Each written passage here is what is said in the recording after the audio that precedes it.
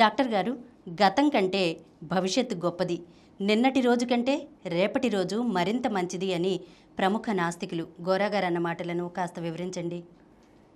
ప్రేమిల, నూతన సంవత్సరం వచ్చినంటే మనందరం హుషారు happy new year happy new year అని అరుస్తాం. అందరం, నువ్వు నేనుగా అందరం అరుస్తాం.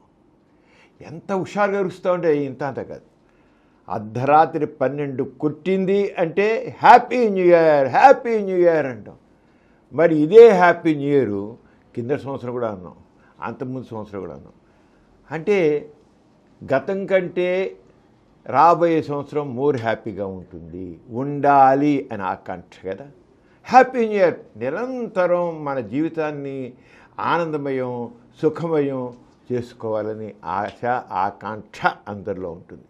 నేను ఉండాలి, నువ్వు ఉండాలి, సమాజం అంతా హాయిగా ఉండాలి అనే కోరిక. హ్యాపీ న్యూ ఇయర్ ఏ ఒక్కడికి చెప్పేగా, అందరికి కలిపి హ్యాపీ న్యూ ఇయర్ అసలు ఎంతమంది అందరికీ హ్యాపీ న్యూ ఇయరే, అంతే కదా. ఏ ఒక్కడి పర్టికులర్ వ్యక్తికి హ్యాపీ న్యూ ఇయర్ అని చెప్పాం, ప్రతి ఒక్క వ్యక్తికి చెప్తాం. మనం హ్యాపీగా ఉండాలి, ఎయిట్ వాళ్ళు హ్యాపీగా ఉండాలి. వాళ్ళు హ్యాపీగా ఉంటే మనం హ్యాపీగా ఉంటాం, మనం హ్యాపీగా ఉంటే వాళ్ళు హ్యాపీగా ఉంటారు. అంచేత ఈ హ్యాపీ న్యూ ఇయర్ అనేది మరి చూసేదంటే ఏంటి, భవిష్యత్తు భవ్యంగా ఉండాలి. రేపటి రోజు రాబోయే కాలం చాలా భవ్యంగా ఉండాలి. ఈ గడిచిన కాలం కంటే వచ్చే కాలం ఉంది.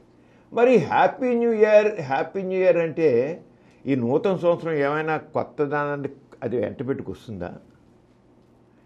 అసలు నూతన సంవత్సరం ఏమైనా మోసుకొస్తుందా అని మరి హ్యాపీ న్యూ ఇయర్ నడుస్తాం. ఎవరు ఈ హ్యాపీ న్యూ ఇయర్ చేసి అయ్యేది? ఎలా అవుతుంది హ్యాపీ న్యూ ఇయర్? మనం కోరుకునేటి భవ్యమైన భవిష్యత్తు ఎలా వస్తుంది? నూతన సంవత్సరం మోసుకొస్తుందా? నూతన సంవత్సరం ఉంది, అదేం మోసుకురాలేదు. మరి దేవుడు వరాలు ఇస్తాడా? దేవుడు ఉంటే కదా వరాలు ఇవ్వడానికి. కానీ మనం హ్యాపీ న్యూ ఇయర్ అని చెప్పి దాంట్లో ఎక్కడ లేని ఆనందాన్ని సుఖపెడతాం. అంటే హ్యాపీ న్యూ ఇయర్ అనేది అది మనం చేసుకునేది. మనం మన సంకల్పంతో, మన శక్తితో, మన సామర్థ్యంతో రాబోయే సంవత్సరాన్ని, రాబోయే రోజులు కానీ మనం సుఖవంతం చేసుకుంటాం. అంటే దేని మీద ఉంది? ఎంత హ్యాపీ న్యూ ఇయర్ అనేది ఏ మీద ఉంది? మన శక్తి మీద ఉంది, మ్యాన్ పవర్ మీద ఉంది, మనిషి సంకల్పం మీద ఉంది. మనిషి సంకల్పం ఏదైనా జరిగి గతం కంటే భవిష్యత్తు ఉంటే, గతంలో మనం కింద సంవత్సరం చెప్పుకున్నాం కానీ అనుకుని జరగకపోవచ్చు. కానీ ఆ గతంలో జరిగిన తప్పులని సరిదిద్దుకుంటే, ఆహా ఇలా ఉందా, దీనిలో మార్చుకుంటే ఇంకా బాగా చేసుకోవచ్చు అనుకుంటాం. పాఠాలు నేర్చుకుని, గతం నుంచి పాఠాలు నేర్చుకుని మనం కొద్దిగా ముందుకు వెళతాం. గతం నుంచి పాఠాలు నేర్చుకుంటాం. అందుకని అంటారు, చరిత్రను చదవడం కాదు, చరిత్రను సృష్టించాలి అంటారు. ఎవరు సృష్టించేది? నువ్వు నేను, మనుషులే సృష్టించేది.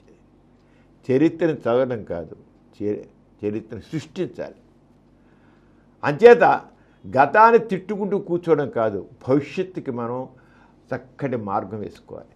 ఎవరు వేసేది? మనిషే. మరి కొంతమంది చేశారు, నూతన సంవత్సరం వచ్చేకల్లా దేవాలయాలకు వెళ్తారు, దేవుడు పూజ చేస్తారు. ఈ సంవత్సరం నాకు చాలా చక్కగా ఉండేట్లుగా, ఆనందకరంగా, సుఖప్రదంగా ఉండేట్టు దీవించు తండ్రి అని దేవుడికి చేసుకుంటారు. ఎవరు మతం కూడా వాళ్ళ దేవుడిని ప్రార్థించుకుంటారు. దేవుడు ఏం చేస్తారా? అసలు దేవుడి ఉంటే కదా. కానీ దేవాలయాలకు వెళ్తారు, దేవాలయాల్లో వెళ్ళిపోయి మాత్రం వాళ్ళ ఆశల్ని ఆకాంక్షల్ని చేస్తారు. అలా కూర్చుంటే మాత్రం అవుతుందా? అవ్వదు. మనుషులు చేస్తేనే అవుతుంది. మనం గతాన్ని చూసినట్లయితే ఎన్నో రకాల బాధలు ఉండేవి, ఎన్నో రకాల ఇబ్బందులు ఉండేవి.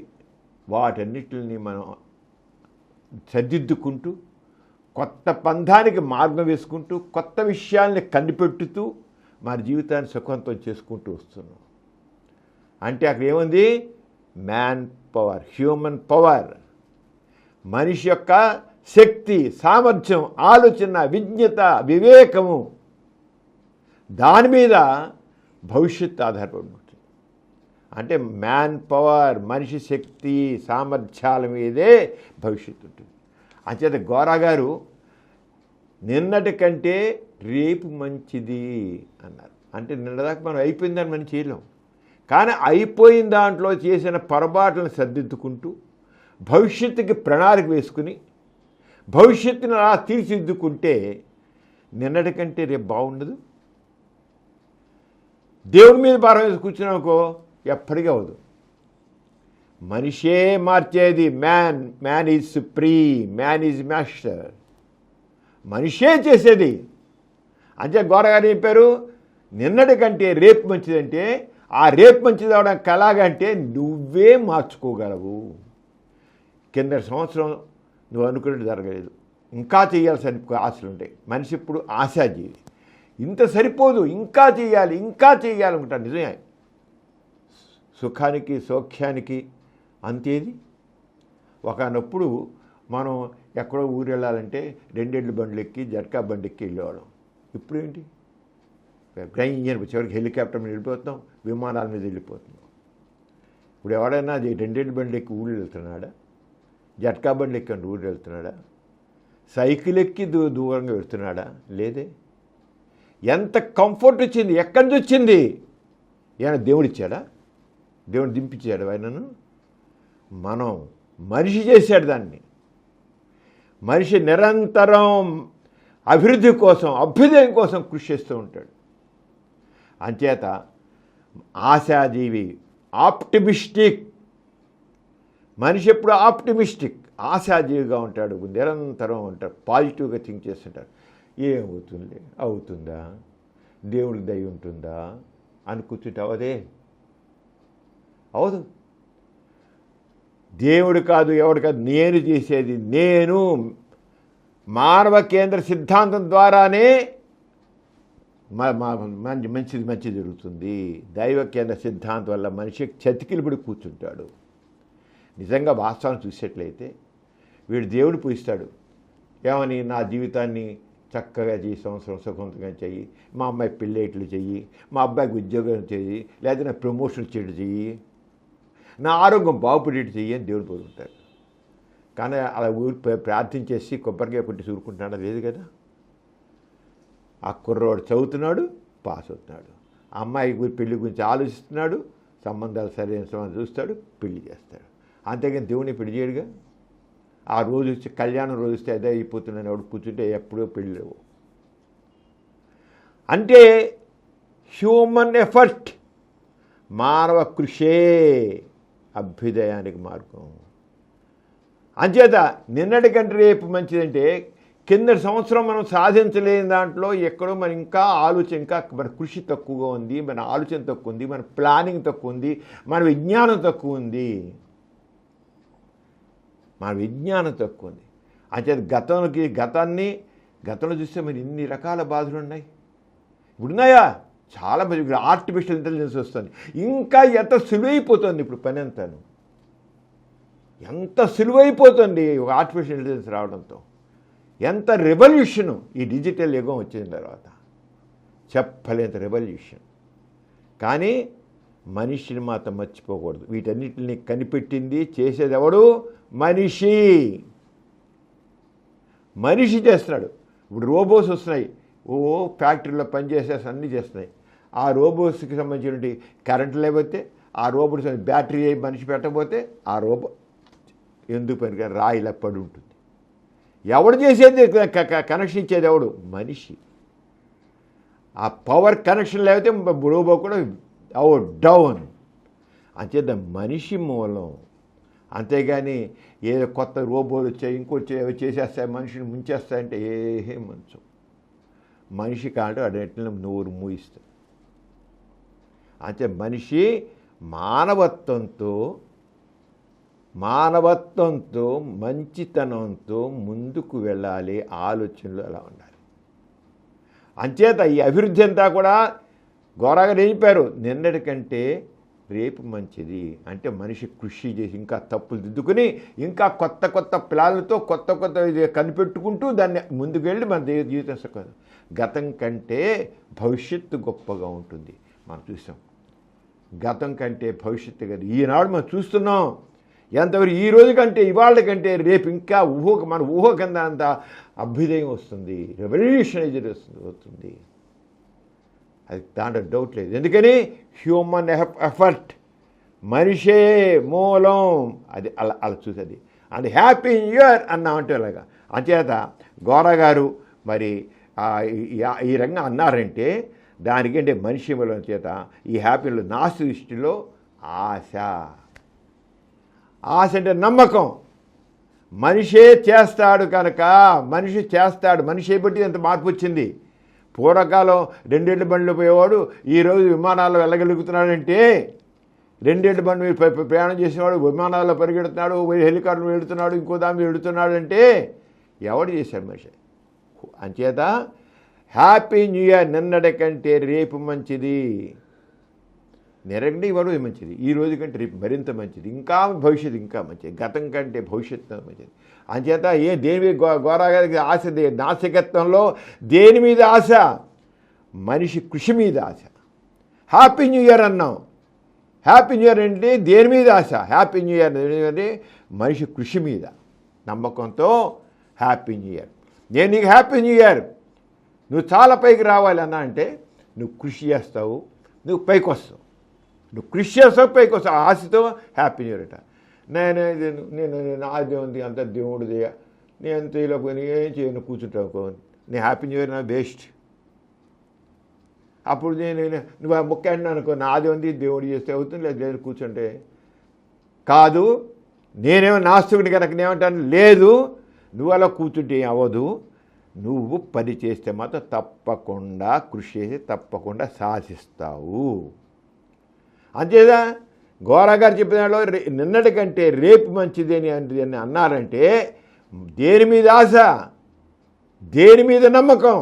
ఆ నమ్మకం మనిషి కృషి మీద. దేని మీద నమ్మకం? మనిషి బుద్ధి మీద. దేని మీద నమ్మకం? మనిషి శ్రమ మీద. దేని మీద నమ్మకం? మనిషి విజ్ఞానం మీద. వాటి మీద ఆశ ఉంది, వాటి మీద నమ్మకం ఉంది. నమ్మకం ఉండబట్టే నిన్నటి కంటే రేపు మంచిది అని అన్నారు. నిన్నటి కంటే రేపు మంచిది. మరి ఈ రకంగా మార్పు రావడంలో మనిషి ఆలోచనలో, కృషిలో కొత్తదనం వచ్చినప్పుడు తప్పకుండా మంచి మార్పు వస్తుంది. హ్యాపీ న్యూ ఇయర్ అన్నాను నేను, కానీ దేంతో అన్నాను? నీ కృషి మీద నమ్మకం, నీ బుద్ధి మీద నమ్మకం, నీ విజ్ఞానం మీద నమ్మకం. ఆ నమ్మకంతో అన్నాను. అంచేత నువ్వు ఎప్పుడైతే కృషితో, కొత్త ఆలోచనలతో, కొత్త కృషితో ముందుకు వస్తావో తప్పకుండా మంచి మార్పు వస్తుంది. గతం కంటే మంచి మార్పు వస్తుంది. అలాగే చక్కని అభివృద్ధి వస్తుంది. మానవ జీవితం మరింత సుఖవంతం అవుతుంది. అంచేత దేవునికి, కర్మకి, అదృష్టాలకి, దురదృష్టాలకి మనిషి విలువిస్తే అభ్యుదయం ఉండదు. అభ్యుదయం ఉండదు. అభ్యుదయం కావాలంటే నాస్తికత్వంలో మనం చెప్పినట్లుగా మానవ కేంద్ర సిద్ధాంతంలో మనం చెప్పిన విధంగా మనిషికే విలువ. దేవుడికి, దైవభావాలకి, కర్మకి, దురదృష్టానికి కాదు. ఘోరగర మనిషి మీదే నమ్మకం. ఎవడైతే ఆశకున్నాడో వాడు కూడా తెలుసుకుంటాడు, నేను కృషి చేస్తేనే నేను సాధిస్తాను, కృషి చేస్తేనే బాగుపడతాను అని ఆస్తికుడు కూడా మారుతాడు అనుకోరాలి. తప్పకుండా నాస్తికత్వమే అభ్యుదయానికి మా బాట వేస్తుంది, అది ఇతరతర కాదు. అంచేత అరంగా చేశాడు. అంచేత కొత్త సంవత్సరంలో మరింత లాజికల్ థింకింగ్తో, సైంటిఫిక్ థింకింగ్తో, హ్యూమన్ పవర్ మీద నమ్మకం ఉంటే గతం కంటే భవిష్యత్తు భవ్యంగా ఉంటుంది. అంచేత హ్యాపీ న్యూ ఇయర్ మనం అన్నామంటే కావాల్సినేంటి? లాజికల్ థింకింగ్ కావాలి. నిన్న నువ్వు సరిగా ఈ పని జరగలేదు, ఎందుకు జరగలేదు? ఇది చేసి ఎలా చేసి అవుతుంది, ఎలా సాధిస్తే అవుతుంది, ఎందుకు అవ్వలేదు అనే లాజికల్ థింకింగ్ నీవు ఎప్పుడు డెవలప్ చేసుకుంటావో, సైంటిఫిక్ నాలెడ్జ్ని, సైంటిఫిక్ థింకింగ్ని, సైంటిఫిక్ టెంపర్ని ఎప్పుడు డెవలప్ చేసుకుంటావో నువ్వు తప్పకుండా అభివృద్ధిని సాధిస్తావు, తప్పకుండా సాధిస్తావు. అంచేత అంతేకాకుండా హ్యూమన్ ఎనర్జీ మీద, హ్యూమన్ పవర్ మీద మనిషికి నమ్మకం ఉండాలి. అప్పుడు గతం కంటే భవిష్యత్తు భవ్యంగా ఉంటుంది. అంచేత మనం గతంలో తీసుకున్నట్లయితే మన చరిత్రను కాస్త వెనక్కి తిరిగేసి చూస్తే గతంలోకి వెళితే ఎంత బానిసత్వం ఉంది. మనం మనం మన కొద్ది కాలం చూస్తే ఒక 70 సంవత్సరాలు వస్తే మనం బ్రిటిష్ వాళ్ళ పాలనలో ఉన్నాం. పరాయి పాలనలో ఉండి బానిసలుగా బతికాం మనం. అంతకుముందు మరింత బానిసలుగా బతికారు.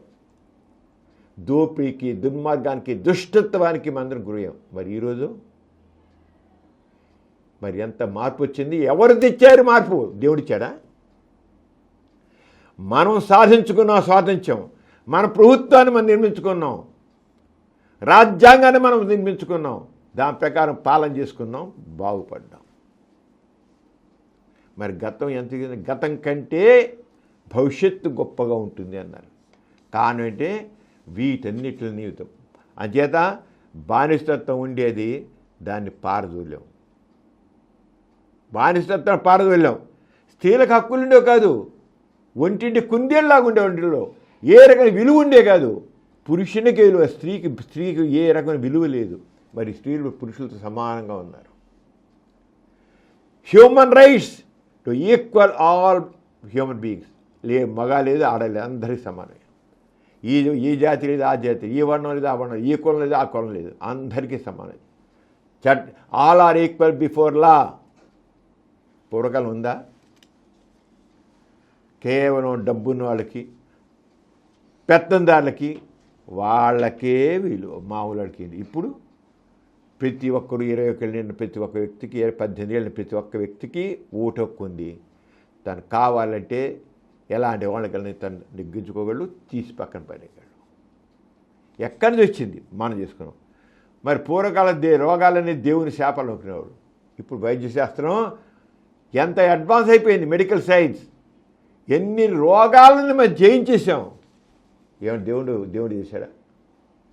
కొద్ది కాలంలో, కొద్ది దశాబ్దాల్లో మనం సాధించినటువంటి విప్లవం, సాధించిన అభివృద్ధి అమోఘం. దేవుడైతే ఎప్పుడు చేయాలిక? ఎన్ని యుగాలు గడిచాయి. దేవుడు ఎందుకు చేయలేదు? దేవుడు అనేవాడే ఉంటే ఎందుకు చేయలేదు? ఎవడు చేశాడు ఈ మార్పు? నిన్న మన దాకా ఏదైనా రోగం వస్తే, లేదు మసూచికం వస్తే, ఇంకోటి వస్తే దేవుని శాపం, దేవత కోపం అని కూర్చున్నారు. ఎడ్వర్డ్ జెన్నర్ టీకా కనిపెట్టాక ఆ మసూచికం మీద లక్షలాది మంది మృత్యువాత పడ్డ జబ్బు నామరూపాలు లేకుండా పోయింది. పోలియో వచ్చి ఎంతమంది అంగవైకల్యం పొందేవాళ్ళు. పోలియో చుక్కలు వేసగల పోలియో లేకుండా పోయింది. ఎవరు చేశారు ఇది? దేవుడా? మనిషి. అంచేత మనిషి నిరంతరం ఆశాజీవిగా ఉండాలి. హ్యాపీ న్యూ ఇయర్ అన్నావంటే నీవు విజృంభించు, నీ శక్తిని చూపించు, నీ జ్ఞానాన్ని చూపించు, నీ బుద్ధిని చూపించు, నీలో మానవత్వాన్ని చూపించు, అభ్యుదయం అడుగయ్యి అని అర్థం. అభ్యుదయం వచ్చేది ఎవరి మీద? ఎవరితో? నీ ద్వారానే. హ్యాపీ న్యూ ఇయర్ చెప్పానంటే రాబోయే యుగం గొప్పగా ఉండాలంటే నువ్వు కృషి చెయ్యి, నేను చేస్తాను. మనతోనే ఉంది అభ్యుదయం, దేవుడితో కాదు, దేవతతో కాదు. అలాగనే కులమత లింగ వివక్షత ఎంతో ఉండేది. ఇప్పుడుందా? ఎందుకు లేదు? ఎలా పోయింది లేకుండా? మన రాజ్యాంగం ఆల్ ఆర్ బిఫోర్ లా. కులాలను పెట్టి మనుషులు వివక్ష వేసే పని కాదు. అలాగే మెడికల్ సైన్స్ బాగా అడ్వాన్స్ అవ్వడంతో ఏంటైపోయింది? ఇదివరకు సగటు వయసు 32 సంవత్సరాలు ఉండే స్వాతంత్ర్యానికి, సగటు వయసు 32 సంవత్సరాలు. ఇప్పుడు 72 సంవత్సరాలు సగటు వయస్సు. శిశు మరణాలు ఎన్నుండేవో, 100,000 శిశు మరణాలు, లక్షలు. మరి ఏంటి అయిపోయింది? Medical science. ఎవరు చేశారు? మెడికల్ సైంటిస్టులు. దేవుడా? దేవుడు. హ్యాపీ న్యూ ఇయర్ అని చెప్పామంటే మన బుద్ధికి హ్యాపీ, మన జ్ఞానానికి హ్యాపీ, మన శక్తికి హ్యాపీ, మన సామర్థ్యానికి హ్యాపీ, మనలో ఉన్న మానవత్వానికి హ్యాపీ. ఆ రకంగా మనం చేయాలి. అంచేత మనం ఏ రకంగా సాధించామని నేను మనం హ్యూమనిస్టిక్ అప్రోచ్, మనిషిలో ఉన్న హ్యూమనిస్టిక్ అప్రోచ్ వల్లే మానవ హక్కులు సాధించాం, రాజ్యాంగపరంగా సమానత సాధించాం, మెడికల్ సైన్స్ని అభివృద్ధి చేసుకున్నాం, అందరికీ ఎడ్యుకేషన్కి ఇచ్చాం, అలాగే చట్టపరమైన రక్షణ అందరికీ ఇచ్చాం. పూర్వకం చట్టపరమైన రక్షణ ఎవరికి ఉంది? ఎక్కడ హ్యాపీ న్యూ ఇయర్ అని చెప్పామంటే ఎందుకని, ఎవరికది హ్యాపీ న్యూ ఇయర్? మనం చేసే కృషికి నమ్మకం, ఆ కృషి నమ్మకంతో మేము చేస్తున్నాం. అదే గౌరవ గారు చెప్పింది, మనం నిన్నటి కంటే రేపు మంచిదంటే గతంలో ఉన్నటి మనం చేసిన తప్పిదాలు కానీ లేకపోతే గతంలో మనం తెలుసుకోలేదాన్ని తెలుసుకుని సరిదిద్దుకుని దాన్ని మార్పు చేసుకుని ఇంకా ఎక్కువ ప్రోగ్రెసివ్ దాంతో ముందుకు వెళ్తాం, వెళ్ళి తీరుతాం. ఎందుకంటే మనిషి యొక్క మేధస్సు అంత గొప్పది, మనిషి మేధస్సు అంత గొప్పది, అది గోరగారిది. అంచేత ఇప్పుడు వచ్చిన ఇవన్నీ కూడా మనం చెప్పుకున్న మానవ హక్కులు కానీ, రాజ్యాంగ సమానత్వం కానీ, మెడికల్ సైన్స్ అడ్వాన్స్మెంట్ కానీ, అందరికీ ఎడ్యుకేషన్ కానీ, చట్టపరమైన రక్షణ కానీ ఏడు దేవుడు ఇచ్చాడా? మనం చేసుకున్నాం. అంబేద్కర్ నాయకత్వంలో మనం రాజ్యాంగాన్ని నిర్మించుకున్నాం, మన రక్షణ మనం చేసుకున్నాం. ఇంత హాయిగా మనం మాట్లాడుకుంటున్నాం. అలాగే అంచేత మనం చేసినట్టు గతం నుంచి నేర్చుకున్న పాఠాల వల్లే ఆశతో ముందుకు సాగి అభ్యుదయానికి బాట వెయ్యాలి. అంచేత మంచి కోసం ఎదురు చూడడం కాదు. ఆస్తికుడిలాగా ఆస్తికుడు చేస్తాడు కృషి, కానీ ఎదురు చూస్తూ ఉంటాడు. కానీ దాన్ని మనమే నిర్మిస్తామని, మంచిని మనమే నిర్మిస్తామని ఆలోచనతో, శ్రమతో, మానవత్వంతో, ఆశతో ముందుకు మనం పయనించాలి. అది హ్యాపీ న్యూ ఇయర్. మనం హ్యాపీ న్యూ ఇయర్ అన్నామంటే దాని వెనకాతల ఎంత ఆశ ఉంది, ఎంత ఆకాంక్ష ఉంది, ఈ ఆకాంక్ష వెనకాతల ఎంత శ్రమ ఉంది, ఎంత విజ్ఞానం ఉంది, ఎంత విజ్ఞత ఉంది, ఎంత మానవత్వం ఉంది. గోరగారు ఇప్పుడేంటే ఎథిజం అంటే పాజిటివ్ ఎథిజం. నాస్తికత్వం అనేది సకారాత్మక నాస్తికత్వం. ఏదో దేవుళ్ళు కాదు. దేవుడు లేనప్పుడు మానవ కేంద్ర సిద్ధాంతం అయినప్పుడు ఆ మానవ కేంద్ర సిద్ధాంతంతో మన కొత్త దానాన్ని ఎలా చూస్తాము అంటే అది మానవ కేంద్ర సిద్ధాంతంతో, మానవ శక్తితో, సామర్థ్యంతో అభ్యుదయాన్ని మనం చూస్తాం. నాస్తికత్వం అంతా కూడా మనిషి మీదే ఆధారపడి ఉంటుంది, మనిషి ఆకాంక్షల మీద ఆధారపడి ఉంటుంది, మనిషి కృషి మీద ఆధారపడి ఉంటుంది, మనిషి మేధస్సు మీద ఆధారపడి ఉంటుంది. అవన్నీ మనిషి చేసే తను డెవలప్ చేసుకోవడం మీద ఉంటుంది అన్నమాట. అంచేత ఎంతో హుషారుగా మనం హ్యాపీ న్యూ ఇయర్ని అరుద్దాం. భవిష్యత్తుని మనం ఎంతో చక్కగా రూపుదిద్దుకుందాం. ఈ సంవత్సరం ఎంతో ఎంతో ఎంతో ఆశిద్దాం, ఎన్నో చేద్దాం, ఎంతో చేసి సమాజాన్ని అభ్యుదయాన్ని నడిపిద్దాం అందరం కూడా. అంటే మరోసారి నీకు హ్యాపీ న్యూ ఇయర్. అలాగే మన ప్రేక్షకులందరూ కూడా హ్యాపీ న్యూ ఇయర్. ఈ కార్యక్రమం మీకు ఎంతో నచ్చింది కదా. ఇటువంటి మరిన్ని వీడియోల కోసం అనతి కాలంలోనే 21 కోట్ల వ్యూస్ సాధించిన సమరం ఛానల్ సమర్పించు పాజిటివ్ ఎథియిజం తెలుగు ఛానల్కు సబ్స్క్రైబ్ చేయండి, లైక్ చేయండి, మీ ఫ్రెండ్స్కి షేర్ చేయండి. అలాగే ప్రక్కనున్న గంట సింబల్ని ప్రెస్ చేయడం మర్చిపోకండి.